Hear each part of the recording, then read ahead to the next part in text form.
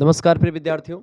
आज के वीडियो के माध्यम से हम लोग चर्चा करेंगे हिस्ट्री बीए फोर्थ सेमेस्टर के चैप्टर संख्या 2 के बारे में। इससे पहले चैप्टर 1 मैं ऑलरेडी करवा चुका हूं, आप लोगों ने उसको देखा भी होगा। यूनिट नंबर 1 की क्लास 1 हो चुकी है और ये क्लास 2 है, जिसके अंतर्गत हम लोग आज पढ़ेंगे धर्म सुधार आंदोलन जो हुए हैं बहुत सारे, खास करके यूरोपीय कंट्रीज में, उसके बारे में, उसका अर्थ, विशेषताएं और उसके कारण क्या क्या रहे उसके बारे में विस्तार से चर्चा करने वाले हैं।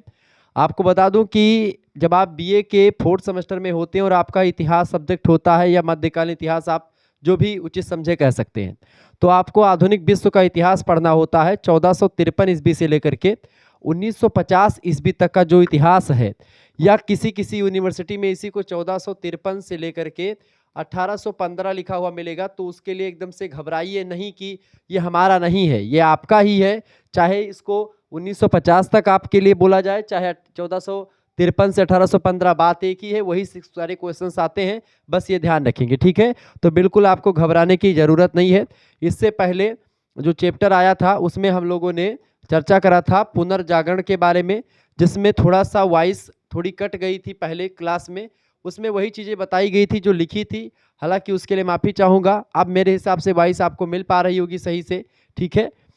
चले, एक्चुअली में मैं बाहर जाने की स्थिति में भी हूँ नहीं, इस वजह से माइक दूसरा भी मंगवा नहीं पा रहा हूँ। अब जल्द ही मैं जाऊँगा, जैसे ही जाता हूँ तुरंत माइक, एक न्यू माइक आपके समक्ष आएगी, इसके माध्यम से मैं पढ़ाने का प्रयास करूँगा।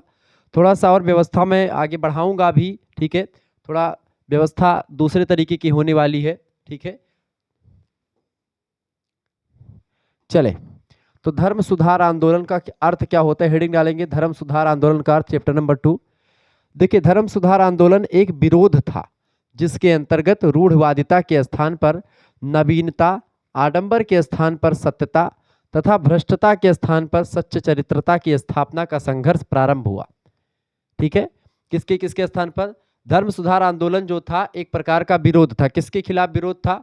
रूढ़वादिता के खिलाफ विरोध था। रूढ़वादिता के स्थान पर नवीनता के लिए आंदोलन था।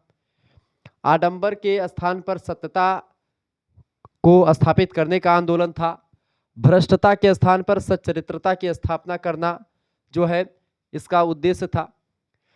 कालांतर में, काल माने होता समय, अंतर माने बीतने के बाद में, यानी समय बीतने के बाद में यह विरोध सुधार के रूप में परिवर्तित हो गया। पहले इसका विरोध होता गया, रूढ़वादिता का विरोध हुआ, आडंबर का विरोध हुआ, भ्रष्टता का विरोध हुआ, लेकिन धीरे धीरे यही भ्रष्टता, यही आडंबर और यही एक प्रकार से जो रूढ़वादिता के खिलाफ नवीनता को लेकर के जो विरोध चल रहा था, वो सारा विरोध जो है वो एक सुधार के रूप में बदल गया कि रूढ़वादिता को हम मानेंगे, लेकिन उसमें सुधार करके मानेंगे, ठीक है। सारी बातों को ऐसे एग्जैक्ट हम नहीं मान लेंगे, उसमें कुछ सुधार करके ही मानेंगे। और इस तरीके से जब जो पहले विरोध होता है आंदोलन, वो बाद में सुधार हो जाता है, और इस तरीके से धर्म सुधार आंदोलन जो है इसको कहा जाता है, ठीक है।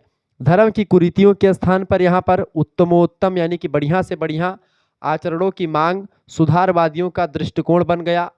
इस संदर्भ में किए गए धार्मिक परिवर्तनों को धर्म सुधार और उसकी प्रतिभा को आंदोलन कहा गया।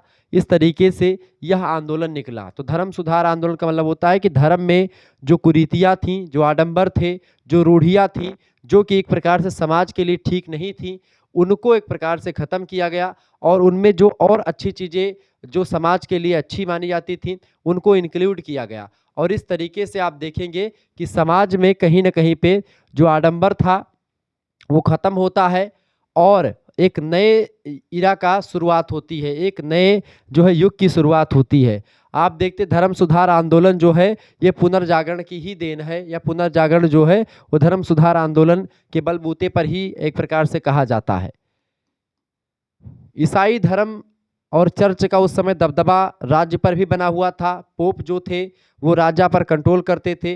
राजा और पोप मिल करके जो जनता थी उनको, उन पर अत्याचार करते थे, मन मर्जी करते थे, जो मन में आता था वो करते थे। ये मैं पहली क्लास में भी आपको बता चुका हूँ। तो यह विदित है पहले से कि यूरोप के संक्रमण काल में ईसाई धर्म ने उसकी अभूतपूर्व सेवा की थी। अव्यवस्था और अराजकता के, अव्यवस्था माने व्यवस्था नहीं है जहाँ पर वो अव्यवस्था होती है।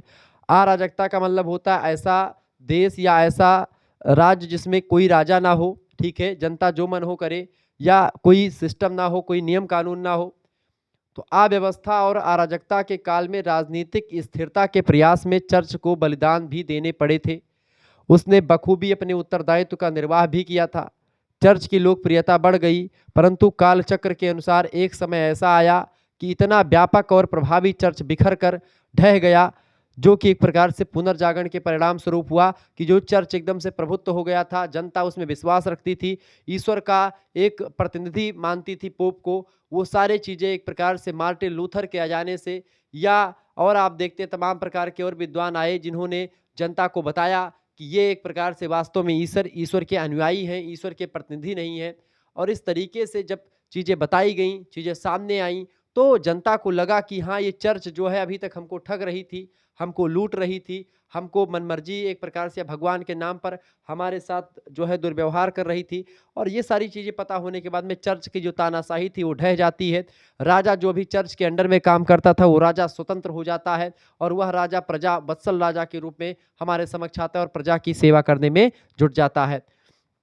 तो चर्च में विघटन की प्रवृत्ति सक्रिय हो उठी और उसका विभाजन अपरिहार्य हो गया चर्च का। ठीक है, अगर चर्च अत्यंत व्यापक रूप में प्रतिष्ठित होकर के सार्वभौमिक स्वरूप ग्रहण कर चुका था, तो निश्चित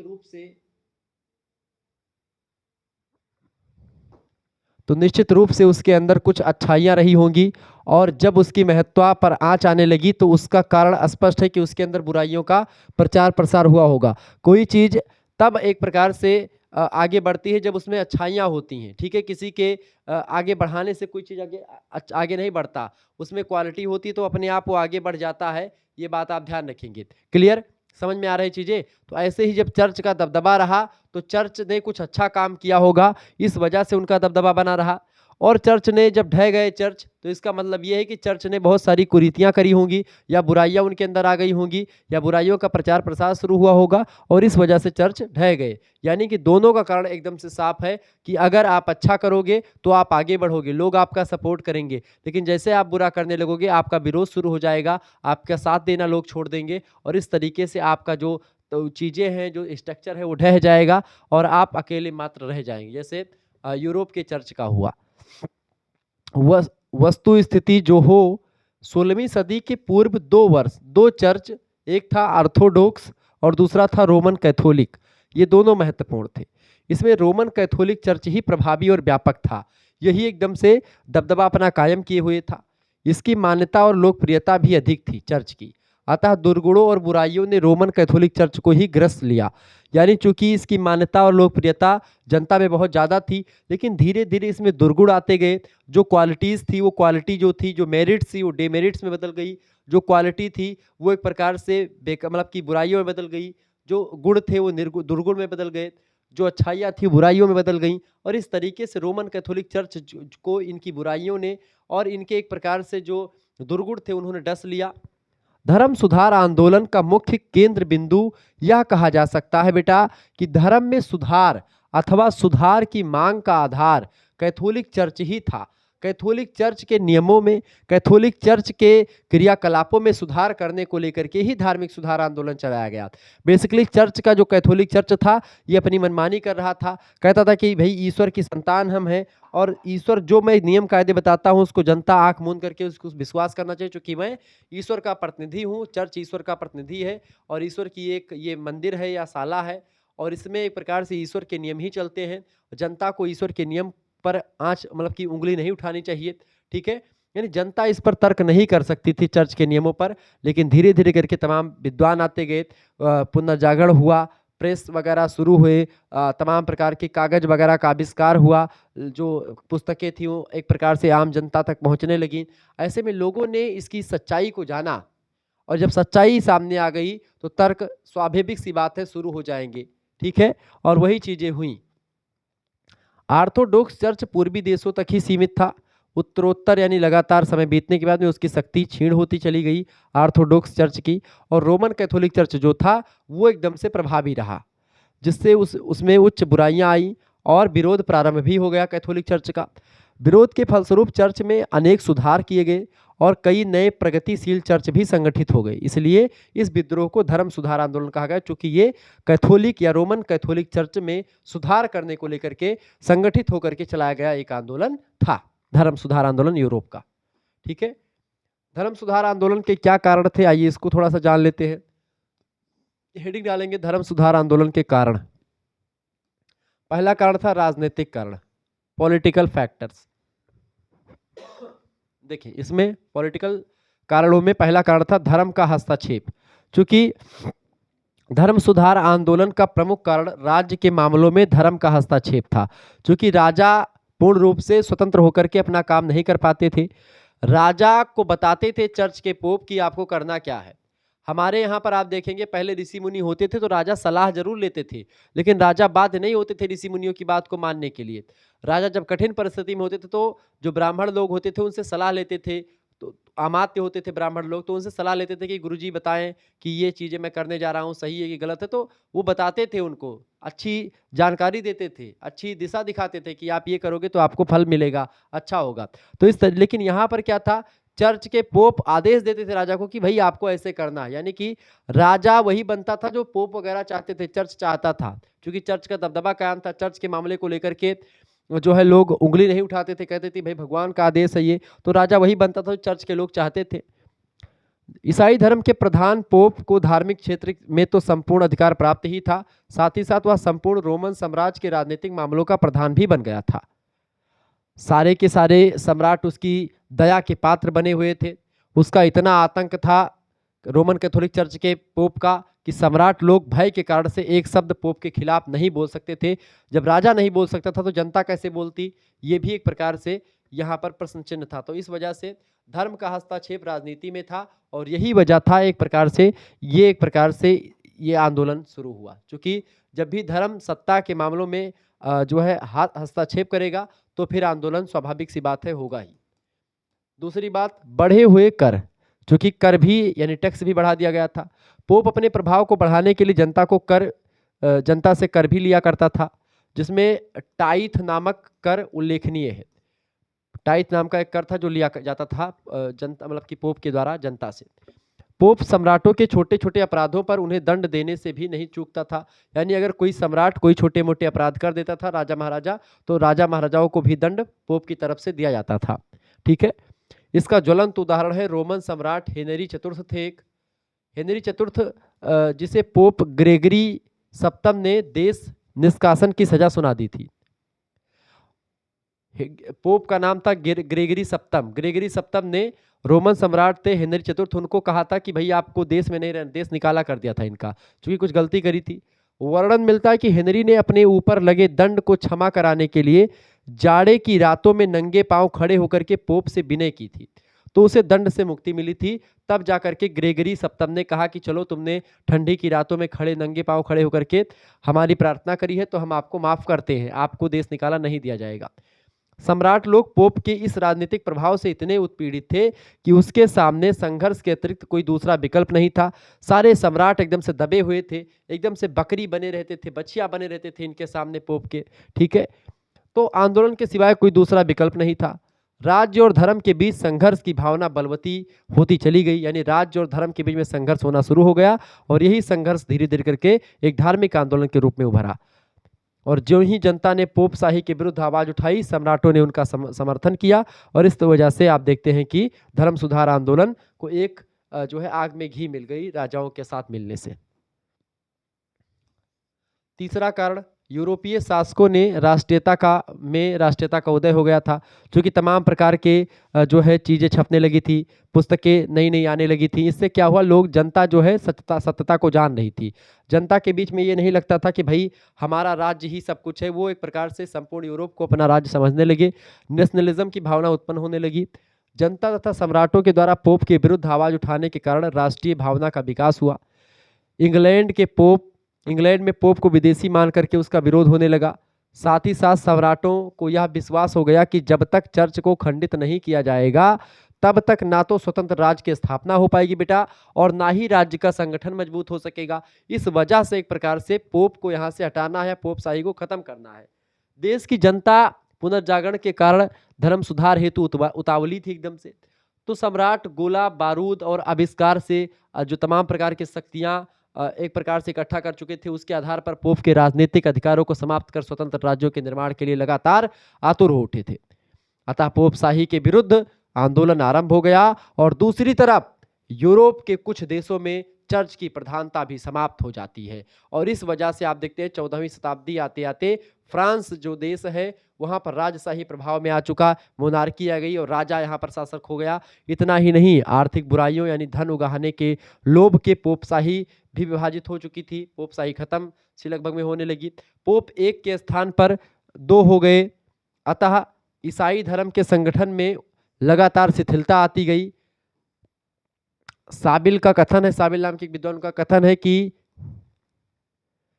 साबिल नाम के विद्वान क्या कहते हैं, अंग्रेजी में ये बातें लिखी हुई हैं, ठीक है,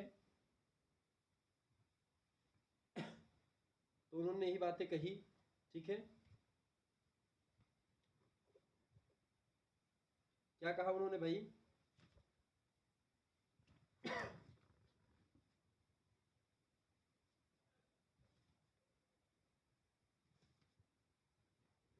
उन्होंने कहा, अंग्रेजी में चीजें लिखी हुई हैं, कहा कि the financial extension of the pope and his interferences in the political affairs of the countries of Europe were greatly resented by Europeans। यानी कहा गया कि यूरोप वासियों ने पोप की आर्थिक अधिकारों व यूरोपीय देशों की राजनीतिक गतिविधियों में उसके हस्तक्षेप का घोर विरोध किया। ठीक है, इस तरीके से आप देख पा रहे होंगे कि कहीं ना कहीं पे जो यूरोपीय देशों की राजनीतिक गतिविधियां थीं उनमें हस्तक्षेप का घोर विरोध किया गया। ठीक है, यूरोप वासियों ने पोप के आर्थिक अधिकारों और यूरोप के देशों में जो राजनीतिक हस्तक्षेप जो पोप का था उसका जम करके विरोध हुआ। थेचर नाम के विद्वान हैं, इनका कहना है the decide as free themselves from the vexation papal interferences both in religious as well as political field। यानी यूरोपयासियों ने राजनीतिक तथा आर्थिक देशों मतलब आर्थिक दोनों क्षेत्रों में पोप के धर्म संबंधी नियमों और यातनापूर्ण अधिकारों के द्वारा किए जाने वाले हस्तक्षेप से अपने को मुक्त करने का निर्णय ले लिया। यानी अब यूरोपवासियों ने ठान लिया कि कोई भी पॉलिटिकल मामला होगा, कोई भी इकोनॉमिकल मामला होगा, इन मामलों में या दोनों क्षेत्रों में पोप जो है ये धर्म संबंधी नियमों या यातनापूर्ण अधिकारों के द्वारा किए जाने वाले जो हस्तक्षेप है उसको हम खत्म करेंगे, चाहे वो धर्म संबंधी नियम हो या कोई पॉलिटिकल या इकोनॉमिकल मामला हो, इसको हम बिल्कुल हस्तक्षेप नहीं करने देंगे। और इस तरीके से यह कारण रहा कि धर्म सुधार होना शुरू हो गया। तो ये राजनीतिक कारण था। दूसरा कारण था सामाजिक और धार्मिक कारण। पहला इसमें पोप का दूषित चरित्र और अनुचित कार्य। ईसाई धर्म का प्रमुख संगठन चर्च था और उसका स्वरूप बिल्कुल आध्यात्मिक से विमुख होकर के व्यवसाय परक हो गया था। तात्पर्य यह है कि रोमन कैथोलिक की आगंतिक मतलब आंतरिक दुर्बलताओं ने भी जनता को इस धर्म के प्रति उदासीन बनाया। चूंकि लगातार रोमन कैथोलिक चर्च जो थे वो आंतरिक उसमें दुर्बलता आ रही थी, जनता इस बात को जान गई और जनता को इस धर्म के प्रति उदासीन भी बनाया गया कि जनता धर्म में कोई मामले में हस्तक्षेप नहीं करेगी। मध्यकालीन यूरोप में सबसे अधिक बल ईसाइयत की एकता पर दिया जाता था और कालांतर में पोप के आदर्श रहित जीवन और विलासिता ने सारी प्राचीन मान्यताओं को तिलांजलि दे दी, यानी खत्म कर दिया। पोप शाही के विभाजन के परिणाम स्वरूप चर्च से संबंधित अधिकारियों और कर्मचारियों की नैतिकता में गिरावट लगातार देखने को मिलती है। पोप अपने को पृथ्वी पर ईश्वर का प्रतिनिधि मानते थे, अतः उनकी दृष्टि में उनका सारा उत्तरदायित्व ईश्वर के प्रति था कि जो मैं कर रहा हूँ ईश्वर करवा रहे हैं। जैसा वे व्यवहार में करते थे, संपूर्ण शक्ति अपने हाथों में केंद्रित करके पोप किसी भी सम्राट को धर्मच्युत कर देता था। वो कहता था कि भाई फलाने राजा जो है वो धर्म संगत काम नहीं कर रहा है। जनता उस राजा का विरोध करती थी, उस राजा को हटा दिया जाता था। इस तरीके से दबदबा कायम किए हुए थे जो धर्म के पुजारी थे, खास करके ईसाई धर्म के लोग। फिर धर्म सुधार को लेकर के आता है मार्टिन लूथर, जिसने एक प्रकार से पूरा का पूरा दशा और दिशा ही बदल करके रख डाली। धर्म के क्षेत्र में जो दूसरी बुराई आ गई वो ये थी बेटा कि अंधविश्वास लगातार बढ़ रहा था। मध्यकाल आते आते ईसाई धर्म में अंधविश्वास व्याप्त हो गया। पोपों और उनके अधिकारियों के वाक्य यूरोपियनों के लिए ब्रह्म वाक्य होते थे, यानी जो भी पोप बोल दिए वो उसको लोग ब्रह्मा का या मान लीजिए उनके भगवान का वाक्य था। परंतु पुनर्जागरण ने इस भावना के विरुद्ध वैचारिक स्वतंत्रता को बल दिया, तो आंदोलन लगातार होने लगे। लोगों को पता चला कि भाई ये पोप जो बोल रहे हैं ये बस केवल हमको बरगला रहे हैं, इसमें कोई सत्यता नहीं है। तो ऐसे में जब कोई सत्यता ही नहीं है तो ऐसे में हम इनके साथ क्यों रहें, या फिर इनके मामले में मतलब इनके बारे में क्यों सोचें। ठीक है, वास्तव में सारा का सारा चर्च संगठन की ही विकृत हो गया था। दोष केवल पोप का ही नहीं था, धर्म अधिकारी जनता के सही अर्थों में सेवक और मित्र थे। उन्होंने अपने धार्मिक कृत्यों में तल्लीनता न दिखा करके विलासिता के शिकार होने से भ्रष्ट जीवन व्यतीत करना प्रारंभ कर देते हैं। क्योंकि जब लोगों को एक प्रकार से बहुत अच्छी चीजें मिलने लगती हैं तो लोग उसमें काम करना बंद कर देते हैं। अपने कार्य के प्रति उदासीनता आ गई, नियुक्तियों में योग्यता की उपेक्षा सामान्य नियम बन चुका था। जिसका मन होता था पोप बन जाता था, यानी पोप बनने के लिए बस अपने सगे संबंधियों को पोप बनाने के लिए लोग आतुर हो गए थे। इसके पीछे सबसे बड़ा हाथ आडंबरपूर्ण जीवन बिताने का था। किसी भी प्रकार धन एकत्र करना एकमात्र उद्देश्य हो गया था। पदों को बेचना, एक ही व्यक्ति का एक ही साथ कई पदों पर कार्य करके लाभ कमाना, या कार्य करने का निराला ढंग बन गया था। उदाहरण के तौर पर लोरेन के ड्यूक का उदाहरण दिया जा सकता है। लोरेन के ड्यूक का पुत्र जो बिस्पिक, 3 आर्च बिस्पिक और एक कॉर्डिनेट का एक ही साथ प्रधान था। और आप देखते हैं कि धर्म के क्षेत्र में एक और कमी थी जिसके कारण से उसमें सुधार की मांग लगातार बढ़ती गई। वह थी लैटिन भाषा के माध्यम से धर्म का प्रचार किया जा रहा था। लैटिन भाषा क्लिष्ट होने की वजह से सभी लोग इसको नहीं जान पाते थे। क्योंकि लैटिन भाषा क्लिष्ट थी और इस वजह से कठिन थी, इस वजह से सभी लोग इसको नहीं समझ पाते थे। अतः सरल और स्थानीय भाषा की मांग ने भी धर्म सुधार को प्रोत्साहित दिया, ताकि जब जनता एक प्रकार से कहने लगी भाई जब हमारे जैसे अभी संस्कृत में चीजें सभी को बताने लगो, संस्कृत में कोई भी शब्द मैं बोल करके चला जाऊं तो आम जनमानस को संस्कृत के शब्द नहीं समझ में आएंगे। इस वजह से भागवत कथा वगैरह हिंदी में बताई जाती है। इसी वजह से समझा बुझा करके, ताकि मतलब कि जो भी बच्चे मतलब जो भी एक प्रकार से लोग सुने कथा को, जाने कि भाई है क्या, लिखा क्या है भारतीय धर्म ग्रंथ में या पुराणों में लिखा क्या। इसीलिए श्रीमद् भगवत महापुराण कथा होती तो शाम मीटिंग में दिन भर तो पाठ करते पंडित जी, लेकिन शाम मीटिंग में 7 बजे से लेकर के 10 बजे तक कथा कहते हैं, जिसमें बताते हैं कि भाई भागवत में क्या क्या लिखा है, क्या क्या कहानियां हैं, सारी कहानियों को बताते हैं। ठीक है,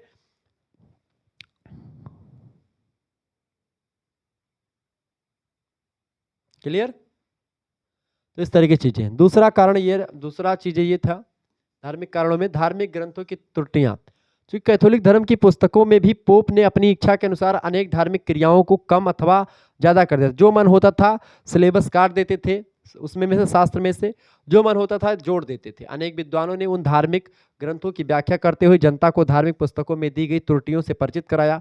लोगों ने जब उस धर्म ग्रंथ की टीकाएं लिखी, उसके व्याख्याएं लिखी अलग अलग भाषाओं में, तो लोगों को बताया कि भाई ये चीजें पहले नहीं थी, आज कर दी गई हैं या गलती है इसमें। तो इस व्याख्याओं का एक प्रभाव यह भी हुआ कि जनता अंधविश्वासों का परित्याग करके शुद्ध धर्म का पालन करने लगी। प्रसिद्ध विद्वान इरेसमस ने अपनी रचना मूर्खता की प्रशंसा, द प्राइज ऑफ होली में चर्च के पादरियों, बिशपों आदि को अनैतिक जीवन का विवरण देते हुए जनसाधारण को पादरियों की स्वार्थपरता और अनाचार का विवरण देते हुए उनके पाखंडों और अंधविश्वासों से बचने के लिए प्रेरणा प्रदान करी। बताया कि किस तरीके से आपको लूटा जा रहा है जनता को। उसने ईसाइयों की धर्म पुस्तक बाइबल का अनुवाद प्रकाशित कराया, जिससे ईसाई धर्म की पुस्तकों में दी गई त्रुटियां या त्रुटिपूर्ण बातों का जनता को ज्ञान हो गया कि क्या क्या बातें जो पोप लोग पुस्तकें लेकर के प्रकाशित करवा रहे हैं सब गलत बातें हैं। पोप और उसके धार्मिक अधिकारियों का विरोध करने के लिए धर्म सुधार आंदोलन को प्रभावपूर्ण बनाया जाने लगा। और इस तरीके से आप देखते हैं कि धर्म सुधार आंदोलन को काफी ज्यादा एक प्रकार से वो मिला, मोटिवेशन मिला। तीसरी बात, चर्च की संपत्ति का दुरुपयोग भी हो रहा था। धार्मिक कारणों में ये चीज है कि चर्च की संपत्ति जो थी उसका जनता से टैक्स लिया जाता था और जनता से टैक्स लेकर के उसका दुरुपयोग भी किया जा रहा था। और ये बात जनता बिल्कुल सहने के लिए पक्षधर नहीं थी। जनता एक प्रकार से क्यों सहे भाई, क्योंकि जनता से टैक्स लेकर के आप विलासितापूर्ण जीवन जिएंगे तो जनता आपको हटाएगी ही। ठीक है, यह बात आप ध्यान रखेंगे। Okay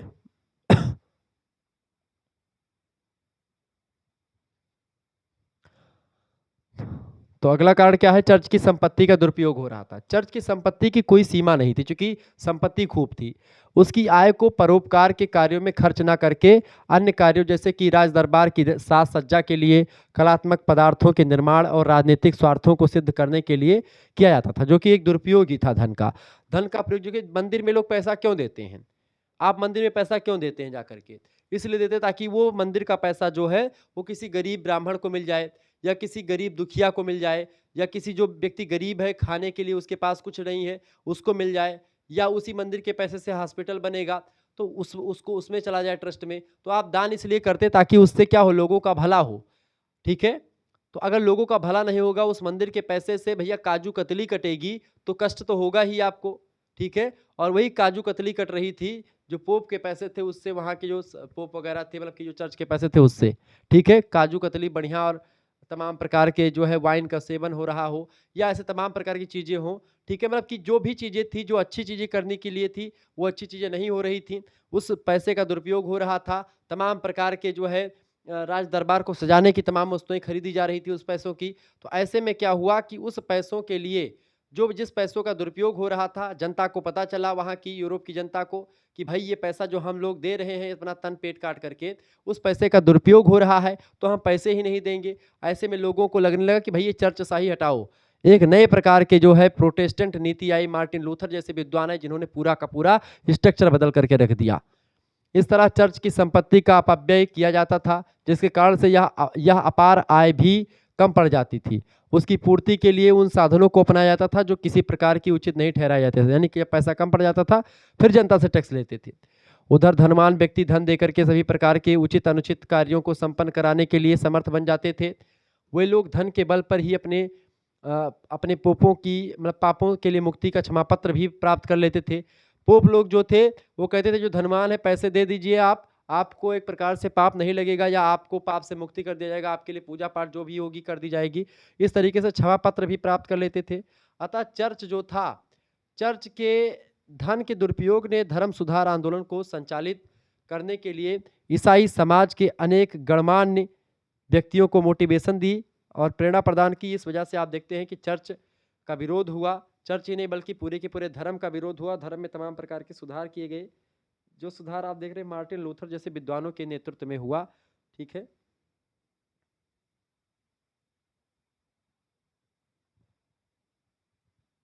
clear. चौथा कारण है धार्मिक कारणों में, वो कारण है बेटा कौन सा? वो कारण है आपका धार्मिक संगठन का भ्रष्टाचार से परिपूर्ण होना। क्योंकि जो धार्मिक संगठन थे वो भी भ्रष्टाचार हो चुके थे, भ्रष्टाचारी हो चुके थे। ईसाई धर्म का प्रचार करने के लिए जिन पादरियों अथवा व्यक्तियों की नियुक्ति की जाती थी, उनमें से अधिकांश का चरित्र दूषित होता था। अतः वे धर्म संबंधी अपने कर्तव्यों का पालन करने के बदले अपना संपूर्ण समय मनोरंजन और विलास में नष्ट करते थे। उनकी नियुक्ति भी योग्यता के आधार पर ना की जाकर के अन्य भ्रष्ट विधियों से होती थी। अपने धन के बल पर अयोग्य से अयोग्य व्यक्ति भी महत्वपूर्ण पद प्राप्त कर सकता था। इस वजह से एक प्रकार से जनता को लगने लगा कि भाई इसको हटाना ही जरूरी है, इसमें शिथिलता आ चुकी थी, और मतलब जनता के पैसों का दुरुपयोग भी लगातार हो ही रहा था। ऐसे में इसको हटाना भी बहुत जरूरी हो गया था। तो विरोध खूब हुआ दबा करके, और जो विरोध जो है फिर धर्म सुधार आंदोलन के नाम से विख्यात हुआ। तो यह रहा धार्मिक कारण। तीसरा है आर्थिक कारण। आर्थिक कारणों में कई फैक्टर्स, जैसे कि चर्च के द्वारा एकत्रित संपत्ति। अपने असीमित धार्मिक और राजनीतिक अधिकारों का उपयोग करते हुए चर्च ने अपार संपत्ति एकत्र कर ली थी। पुराने जमींदार तथा साहूकार उसे जो है ललचाई दृष्टि से देखते थे। वे चाहते थे कि आंदोलन को बल मिले। जो पूंजीदार मतलब जमींदार थे या साहूकार थे, वो सोचते थे ये पूंजी जो है जितनी यहाँ पर इकट्ठा है वो सब पूंजी जो है इकट्ठा है, तो ऐसे में आंदोलन बढ़ेगा तभी यह हटेगा, जिससे संपत्ति पर वे अपना अधिकार जमा सके। जमींदार और साहूकार ये चाहते थे। अतः इन लोगों ने भी धर्म सुधार आंदोलन का सहयोग किया, चाहे जमींदार रहे हो चाहे पूंजीपति साहूकार रहे हों। प्रजा अपने ऊपर आने वाले करों से बिल्कुल ऊब चुकी थी। राज्य की संपत्ति का अधिकांश भाग चर्च के अधीन लगने सिमट कर रह गया था, और जनता जीवन के निम्नतर स्तर से गुजर रही थी। राजाओं को भी धर्म के नाम पर कर देना पड़ता था।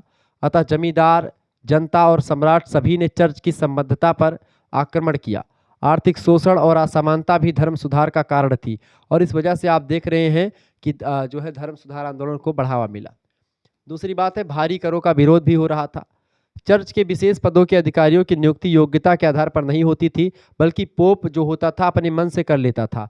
पोप को पैसा दो और जो है अधिकारी बन जाओ, ठीक है। इस प्रकार के उच्च पदस्थ धर्माधिकारी मनमाने ढंग से विभिन्न प्रकार के पाखंडों की रचना करके ईसाई जनता को लूटते रहते थे। चूंकि वो पैसा दे करके अधिकारी बने हैं तो उतना पैसा वो कमाएंगे, अब वो कैसे कमाते हैं उनके ऊपर डिपेंड करता है, ठीक है। नवयुग के आरंभ होते ही ईसाई समाज ने पोप तथा उनके नियुक्त उच्च अधिकारियों का प्रबलता से विरोध किया, और इसी विरोध ने कालांतर में धर्म सुधार आंदोलन का रूप धारण कर लिया, और इस तरीके से धार्मिक सुधार आंदोलन हुआ। अगला जो कारण है, एक बात और यहाँ पर आपको मैं बताना चाहूँगा कि अगर आप में से जो भी बच्चा हमारे ग्रुप से जुड़ना चाहता है या फिर कोर्स में ज्वाइन होना चाहता है, 9161 93 60 62 पर आपको SMS करना है, ठीक है। और आपको अपना नाम, ठीक है, मात्र 100 रुपये फीस लगती, ज़्यादा फीस नहीं, तो इसको सोचने की कोई ज़रूरत नहीं है आपको कि क्या मिलेगा, कैसे मिलेगा, क्या नहीं मिलेगा। आपको इतना अच्छा कंटेंट मिलेगा कि आपके एग्ज़ाम में आपको अच्छे नंबर आएंगे, बस इतना ध्यान रखिएगा। आपको PDF नोट्स मिलेगा, वीडियो लेक्चर्स तो मिल ही रहे हैं, सब कुछ आपको मिलेगा, सभी सब्जेक्ट का मिलेगा, केवल 100 रुपये फीस है, क्रैश कोर्स टाइप का कुछ सब कुछ मिल जाएगा। तो आपको कहीं से कुछ पढ़ने की ज़रूरत भी नहीं पड़ेगी। तो अपना नाम, अपनी यूनिवर्सिटी का नाम और अपने सब्जेक्ट के नाम, अब जो सब्जेक्ट मैं पढ़ाता हूँ, अधिकतर सब्जेक्ट पढ़ाते हैं तो सारे सब्जेक्ट मिलेंगे। इसमें आपके 3 मेजर सब्जेक्ट हो गए, 1 माइनर सब्जेक्ट हो गया, 1 को करिकुलर। इन तीनों चारों सब्जेक्ट की तैयारी, आपकी पाँचों सब्जेक्ट की तैयारी हो जाएगी, ठीक है। आपको बस एक स्कैनर भेजेंगे हम, उसी स्कैनर पर मात्र आपको 100 रुपीज़ पेमेंट कर देना होगा। 100 रुपये में ही आपको सारी चीज़ें मिल जाएंगी, जिसमें आपको वीडियो लेक्चर्स मिलेंगे, ठीक है। लाइव क्लास होगी तो उसकी लिंक भी आपको ग्रुप में जाएगी, ग्रुप में जो आपको जोड़ा जाएगा। इसके साथ साथ उस वीडियो की PDF नोट्स आपको मिल जाएगी, जैसे क्लास हो रही तो उसकी PDF नोट्स भी इसके बाद में मिल जाएगी उसी ग्रुप में। इसके अलावा MCQs के मॉडल पेपर लगातार तैयार हो रहे हैं हमारे पास, और जल्दी वो भी शुरू हो जाएंगे। लगातार मैं लाइव क्लासेस के माध्यम से इसमें आपके कमेंट्स भी पढ़ाए जाएंगे, तो लाइव क्लासेस भी आपकी होने वाली, शुरू होने वाली, तो उसके लिए भी तैयार रहिए। इसके अलावा और भी आपके लिए व्यवस्था हो रही है MCQs के साथ साथ आपके लिए और भी चीज़ें, जैसे कि आपको प्रीवियस ईयर क्वेश्चन पेपर हो गया, वो भी आपको वहाँ पर मिलेगा, ठीक है। प्रीवियस ईयर मॉडल पेपर हो गए, रिवीजन क्लास हो गई, महामैराथन क्लास हो गई, सब कुछ आपको मिलेगा। रिवीजन क्लास वगैरह मैं करवाऊंगा, तो जैसे 8 यूनिट से बनने वाले इंपॉर्टेंट क्वेश्चंस को रिवीजन क्लास में करवा दूंगा, मॉडल पेपर में करवा दूंगा। जैसे MCQs आएगा तो कुछ MCQs में चैप्टर मतलब कि यूनिट वाइज करवा दूंगा, बाकी सारे यूनिट से बनने वाले इंपॉर्टेंट MCQs करवा दूंगा। तो ऐसे में MCQs वाले तो आप चैप्टर पढ़ें या ना पढ़े, कोई दिक्कत की बात नहीं है। आप मॉडल पेपर भी अगर देख लेंगे तो आपका पूरा का पूरा हो जाएगा। आप तो इतने दिन से पढ़ ही रहे हो, आपको पता होगा कि शुक्ला डिपार्टमेंट के द्वारा बताई गई चीज़ें कितनी आती हैं। तो जिनको भी जुड़ना है वो जुड़ सकते हैं। PDF नोट्स मिलेगा, उससे आप आसानी से पढ़ पाएंगे, और मेरे हिसाब से आप सभी को जुड़ना चाहिए। मात्र 100 रुपये फीस है, ज़्यादा नहीं है, तो प्लीज़ आप जुड़ें, प्लीज़ जुड़ें, क्योंकि ऐसा आपको और कहीं पर नहीं मिलेगी व्यवस्था जिसमें आपको सारे सब्जेक्ट मिल रहे हैं और केवल 100 रुपये में, ठीक है। बाकी आपकी क्लासेस यूट्यूब पर ही हो रही हैं, आपको क्लास आप फ्री में यूट्यूब पर भी देख सकते हो, लेकिन कुछ क्लासेस प्राइवेट होंगी, वो आपको ग्रुप में ही मिलेंगी, ठीक है। तो ऐसे में अगर आपको सारी चीज़ें देखनी तो आप ग्रुप ज्वाइन कर सकते हैं। बाकी PDF मिलेगा, सब कुछ PDF यहाँ पर आपको नहीं मिलेगा, PDF ग्रुप ज्वाइन करने पर ही मिलेगा, तो इसलिए आपको ग्रुप ज्वाइन करना बहुत ही आवश्यक है। चले, इसके अलावा अगला कारण था धर्म सुधार आंदोलन का, पूंजीपति का जन्म हो रहा था, ठीक है। मध्यकालीन यूरोप की यहाँ यह विशेषता थी कि लोगों का ध्यान धन की अपेक्षा धर्म की ओर अधिक था। नवयुग का जब उदय हुआ तो नवीन देशों की खोज के परिणाम स्वरूप यूरोपीय राज्यों में उद्योग धंधों की स्थापना की जाने लगी, उनके विकास के लिए भरपूर प्रयास किए जाने लगे।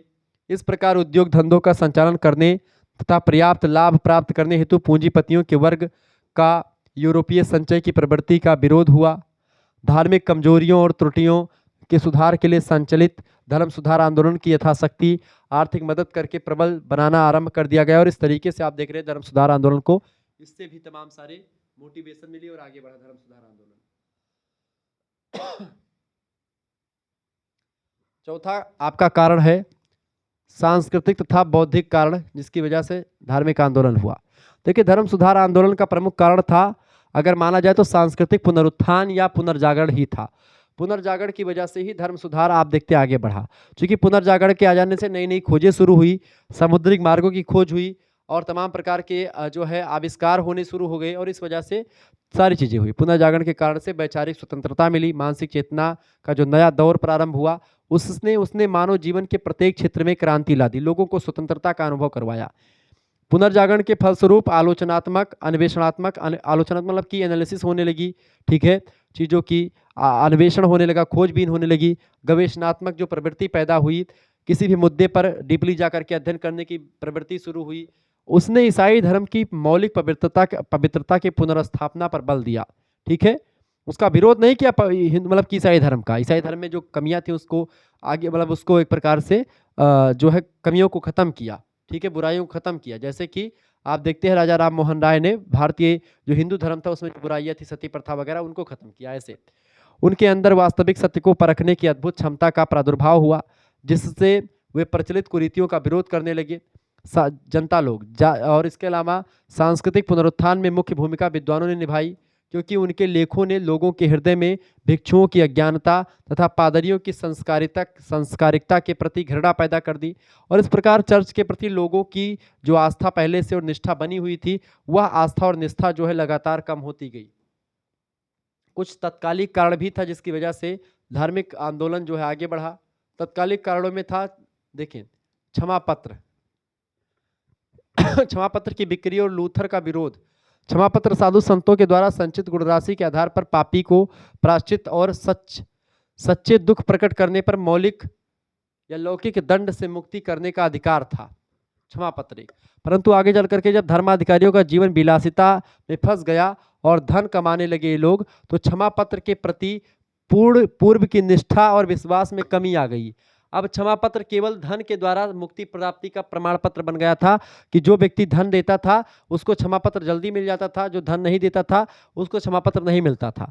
कोई भी व्यक्ति पैसा देकर के क्षमा पत्र को खरीद सकता था। धर्म अधिकारी क्षमा पत्रों की खुलेआम बिक्री कर रहे थे। संयोग से मार्टिन लूथर नाम के विद्वान ने सबसे पहले इसका विरोध किया, क्षमा पत्रों के खुले जो है बिक्री का। प्रारंभ में वह कैथोलिक धर्म में सुधार चाहता था मार्टिन लूथर, लेकिन मार्टिन लूथर आगे चल करके उसको जनता का साथ मिलने लगा, राजा महाराजाओं का साथ मिलने लगा, और उसका रुख क्रांतिकारी हो गया मार्टिन लूथर का, और उसने चर्च की बुराइयों के विरुद्ध आंदोलन का नेतृत्व करना शुरू कर दिया। और मार्टिन लूथर ने जो नेतृत्व किया उससे पूरा का पूरा यूरोपीय धर्म जो है, प्रोटेस्टेंट जो धर्म है, खास करके जो कैथोलिक रोमन कैथोलिक चर्च था, उसके बाद में प्रोटेस्टेंट नीति बनाई गई जो जगहों जगहों पर टांगी गई, जिसकी वजह से एक प्रकार से पूरा यूरोप जो है उसमें सुधार की एक लहर जो है वो एक प्रकार से अपनी उफान की ओर आगे बढ़ने लगी। और इस तरीके से आप देख रहे होंगे कि जो है मार्टिन लूथर ने बड़ा काम किया। अब मार्टिन लूथर का जो एक प्रकार से पूरा योगदान है, मार्टिन लूथर और धर्म सुधार आंदोलन, ये आपको अगले चैप्टर में पढ़ना है, जो चैप्टर नंबर 3 आएगा, उसमें हम लोग चर्चा करेंगे कि मार्टिन लूथर और धर्म सुधार का क्या संबंध है। और इससे पहले आप लोगों ने क्लास देखा होगा चैप्टर नंबर 1 का, यूनिट नंबर 1 चैप्टर नंबर 1 की, जिसमें हमने पुनर्जागरण की परिभाषा, विशेषता, कारण, प्रभाव और महत्व तो सब कुछ आपको बता दिया था। ठीक है, मिलते हैं फिर नेक्स्ट वीडियो में, तब तक के लिए जय हिंद, जय भारत। आप सभी का बहुत बहुत धन्यवाद हमारे से जुड़ने के लिए। इसी प्रकार से अपना प्यार हमेशा बनाए रखेंगे। बहुत बहुत धन्यवाद आप सभी का, बहुत बहुत धन्यवाद।